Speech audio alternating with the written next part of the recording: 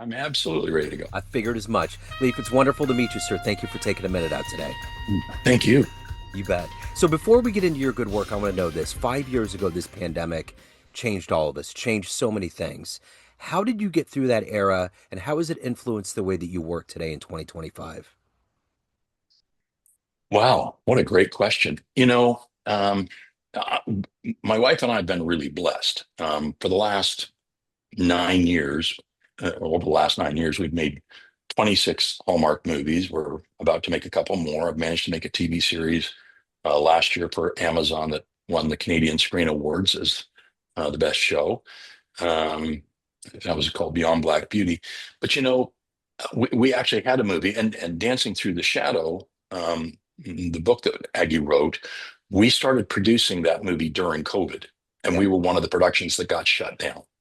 yeah. So on March 13th, after I'd finished 13 days of filming, and then I was supposed to go and film for another 12 days in Taiwan, we got shut down for 100 days. And anytime a production gets shut down, everybody goes, well, it's gone. It'll never come back. Well, we were the second production to start filming the day they lifted the restrictions Yeah. in Ontario. What it meant was I couldn't go to Taiwan to film because I would have had to quarantine people there for 14 days, pay them for the quarantine, then bring them back to Canada and quarantine them for another 14 days. Wow. So I would have paid triple for my cast and crew to go to Taiwan as what my original budget was. And so what we discovered was that if we brought in that creative thinking that you get in film, we looked at Toronto and then started looking at pictures of Beihai Park in Beijing and discovered we're on the same latitude. So the same echinacea plants that grow in the parks in Beijing grow in the parks in Toronto. So with a little bit of photography and visual effects, we put a pagoda in one of the Toronto parks and created China in Toronto. And then we went to the Holland Marsh, which is um, yeah, a massive growing region for uh, vegetables, and we built the rice fields there. So it was quite a trick, but um, I think what it has done post pandemic, and we're seeing a massive change right now. The last 12 months have probably been the biggest change, certainly in the last 25 years, if not the last 40 years. Um, the market, everything in life is always changing. There's always something changing. Yeah. That's the one thing we can count on is change is inevitable. Um, and with the market, a change, a change in the market is you sell your movie to a company, and they would typically maybe they pay you $150,000 for France, and now the economy is a little different. They say, look, we can only pay 120. Well, what's happened over the last year with decline in linear television, advertising sales in North America, and now Europe seeing the same thing is it's not that they're paying you a little bit less, they're simply not buying, or they're now told we can't buy anything until after we've seen it. So the problem that causes is that you're now making your content on spec. Yeah. So there's a lot more of that. So for the younger generation of filmmakers arriving on the scene today, I think the challenges facing them are vastly intensified over when I started in the industry. There's Sure. one thing to say, okay, yeah, when I started doing these and we started making movies for HBO, you were making movies for $5 million that today you make for 3 million. And technology has allowed us to find lots of savings. You eliminated a lot of jobs, but you created new jobs because of new technology. So there's been a shift, but the process of it all means we can still put the quality on the screen, but make it for less. Today, the young filmmakers coming in are they don't have somebody to sell it to in the same way. Everybody's chasing the same 45 buyers, and most of those work for Netflix or Amazon because the only thing going into a theater is a Marvel or a Disney product. Exactly. The big mega hits. So it's really changed our thinking in terms of what product you can bring to market and how to bring it to market. Um, we I know that that there will never be a decline in the audience wanting to watch positive family content, Yeah. which is which has been my focus for since 1993. My wife and I make a lot of holiday and romance movies. We are credited with um, kind of creating the exotic location concept for Hallmark. Because when Hmm. they asked me if I would do one, I said, "Well, look, for me, the greatest movies in history in the romance sector, which really catapulted it and also ignited so much of travel, were films with Audrey Hepburn, Gina Lollobrigida, and Sophia Loren." Hmm. So if you think of that model, and that in each of in their movies, whether it's a Roman holiday or whatever, the a major character in every one of their movies was the location itself. Yeah. So what we do is, a great romance story told well, unless it's specifically about New York City or about London, can be told almost anywhere. Yeah. So quite often we get screenplays or ones that my wife writes, that somebody said, "Oh, I wrote this to take place in Vancouver," and I'll look at it and go, "Okay, but North American audiences get 200 movies a year made in Vancouver. What if we set it on the coast of France, in Brittany, Yeah. near a lighthouse?" I go, "Oh, you could do that?" Well, it's the same story. Yeah. It's just a different locale. And 85%, it's actually, I'm being generous, but 85% of North America's population will never leave North America in their lifetime. Yeah. It's actually over 80% will never leave the state they're born in. Yeah. So the only way most people will ever get to enjoy these types of locales and things like that is through movies. And so we know that, with romance and holiday movies, there's always a demand. And the more troubling times are, which I would say the short of just being in an absolute world war, we're probably in the most troubling times of certainly my generation. I mean, I still maintain my draft card from Vietnam. That's how old I am. Yeah. Um, I was fortunate I didn't ultimately have to go. The draft ended the year I was to go. And I would have been number four, so that meant I was gone day one. Wow. Um, um, but I don't think the world has been as troubled as it has been since then, at least, if not longer. So the more there is of that, the greater the demand there is for something of positive, something that makes us feel good, make Yeah. us make us laugh, make us cry. It's a little bit different with telling a story like Dancing Through the Shadow, Aggie's book, yet it's a powerful, powerful love story. Yeah. That's what when I first read the book, and the genesis of the book, and then going to a movie, was our daughter Brittany, she does the lead in a lot of Hallmark movies and a lot of other movies. Um, she graduated from Canada's National Ballet School as a ballerina, and one of her teachers was Tia Zhang. Um, One of the teachers at the school told us a little bit about Tia, and I said to Aggie, I said, "We have to do something about this." So Aggie sat down with Tia um, right after her retirement, the year after Brittany graduated, and she came to our house, and over the course of a year and a half, she told Aggie her life story. um, and which she never thought she would do. Like she said, for me to think that I would have ever told my story to someone who wasn't Chinese is amazing. Yeah. But the power of what Aggie was able to do in the book is to write the story through Tia's eyes. You don't see the world in third person; you see it directly through Tia's eyes from the beginning to the end. Um, Tia Tia's father was one of the most senior military people in Beijing when Mao came to power. Tia was young, and had sister and little brother.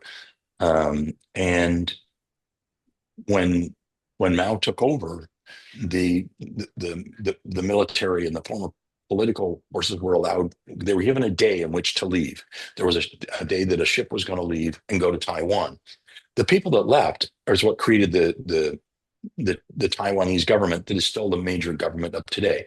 It was the former Kuomintang, Yeah. and that's what Mao kicked out, and they went to Taiwan.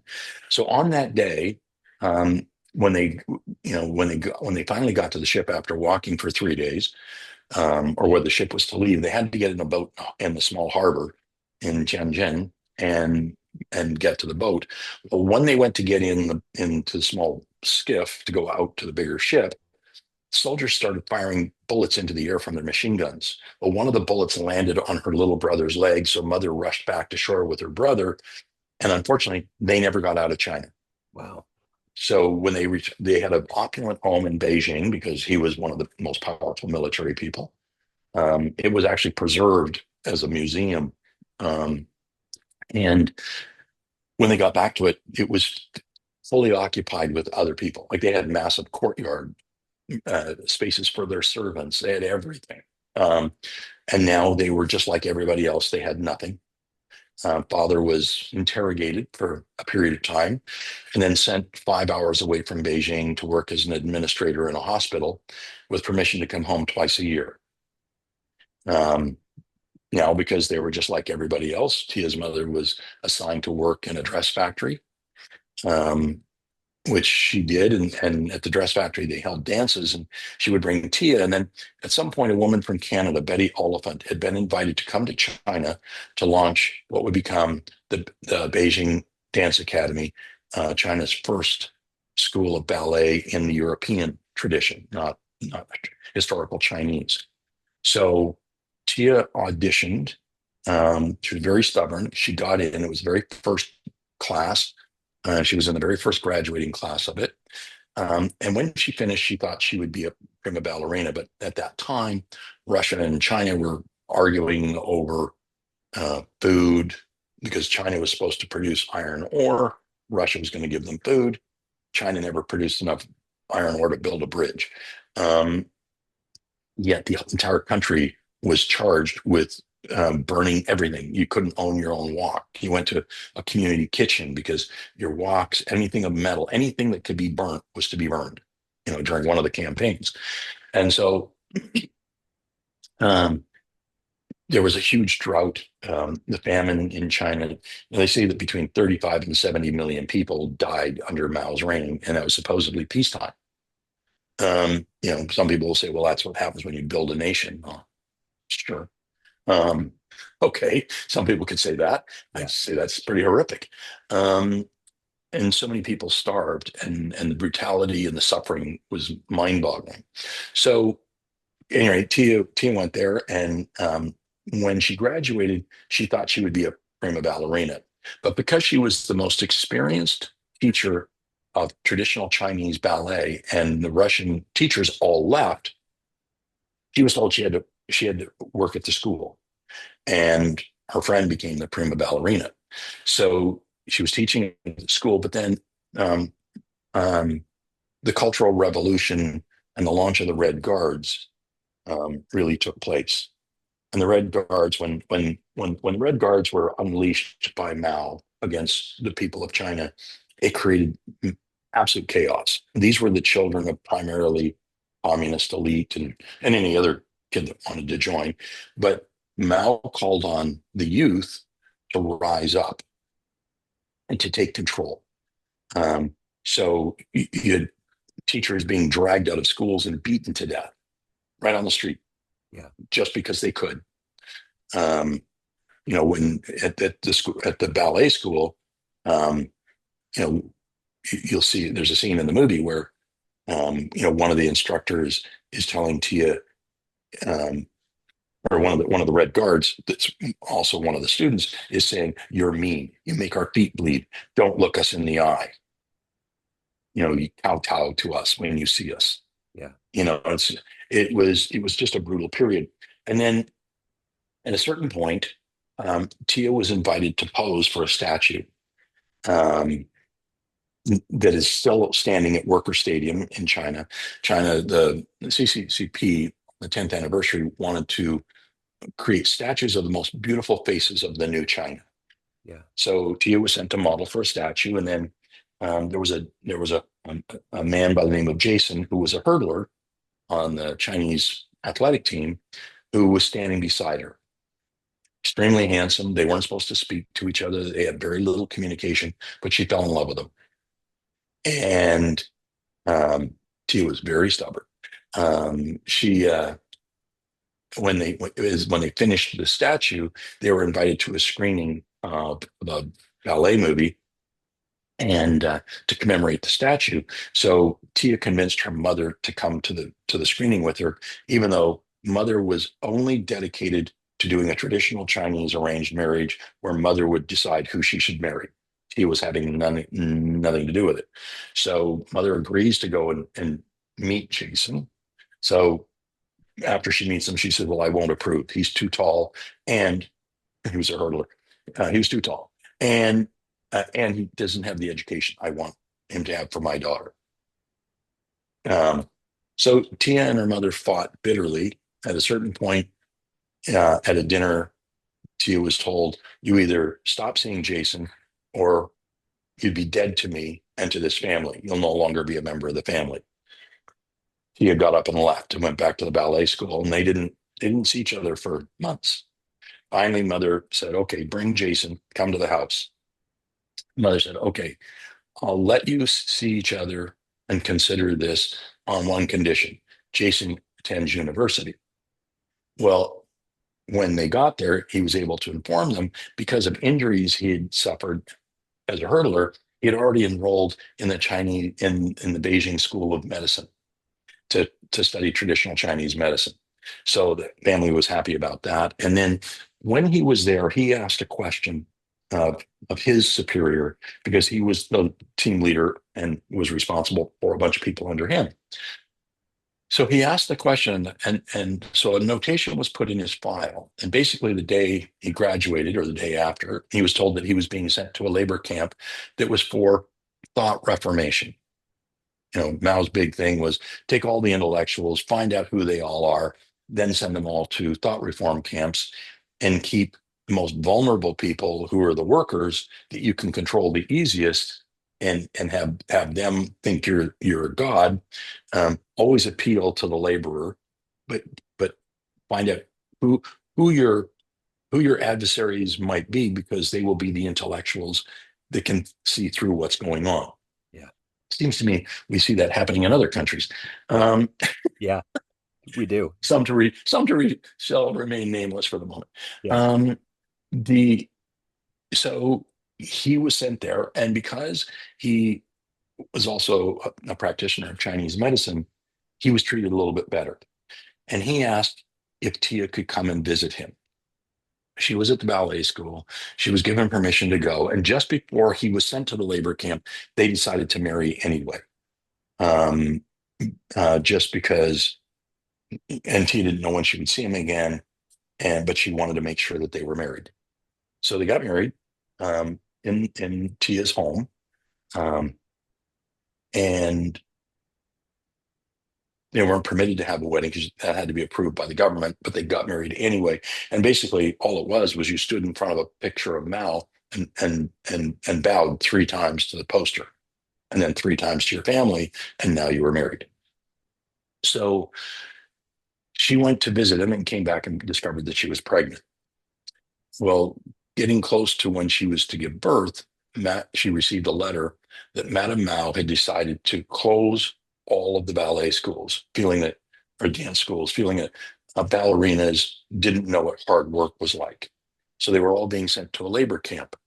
The problem with that is for Tia was then she was about to have her son.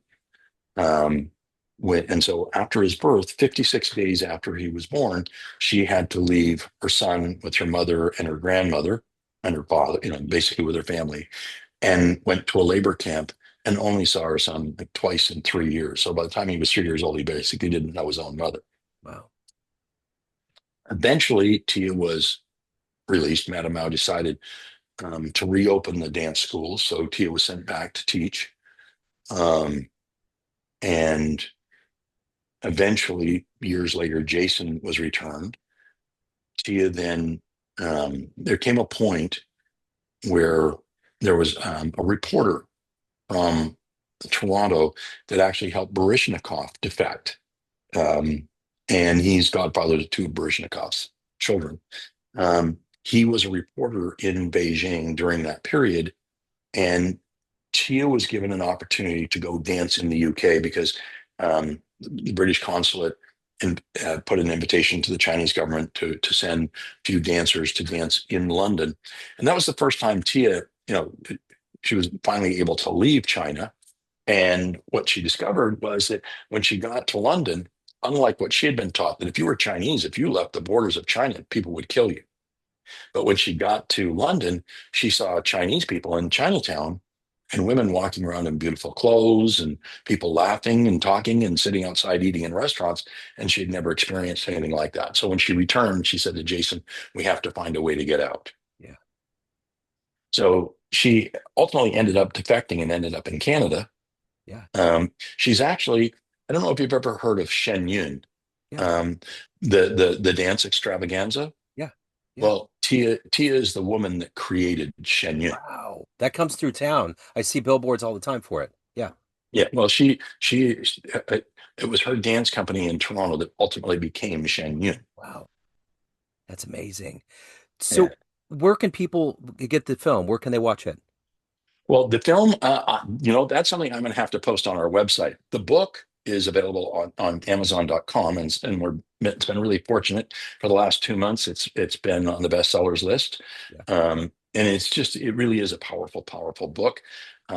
We did a small release in Canada of the movie, and then it premiered at a number of festivals and did extremely well. And earlier this year, MGM picked the movie up to distribute it worldwide for us. So Excellent. I will be in LA meeting with MGM the week of October this 6th. And so then I'll be able to find out exactly which networks and in which countries it's available in. I'm hoping that it's also going to do a major premiere on Amazon. Okay. Or on one of, on Amazon Prime. Yeah. So I'll be able to find that out shortly, and then we'll be posting it on the dancingthroughtheshadow.com website. Yeah, and I will post that in the show notes. We really ran away with this. It's what a wonderful overview. Thank you so much. I really appreciate you doing that, and I will put all of this in the show notes. Good luck with this. It's just a wonderful Thank you. absolutely Absolutely Yeah, no, fascinating. it really is wonderful. It's just such a powerful love story, and it's an opportunity. Here's something that's a lot of us don't recognize. There's 50 million people in North America of Asian descent, Yeah, and how much do we know about our Chinese friends? yeah, Very little.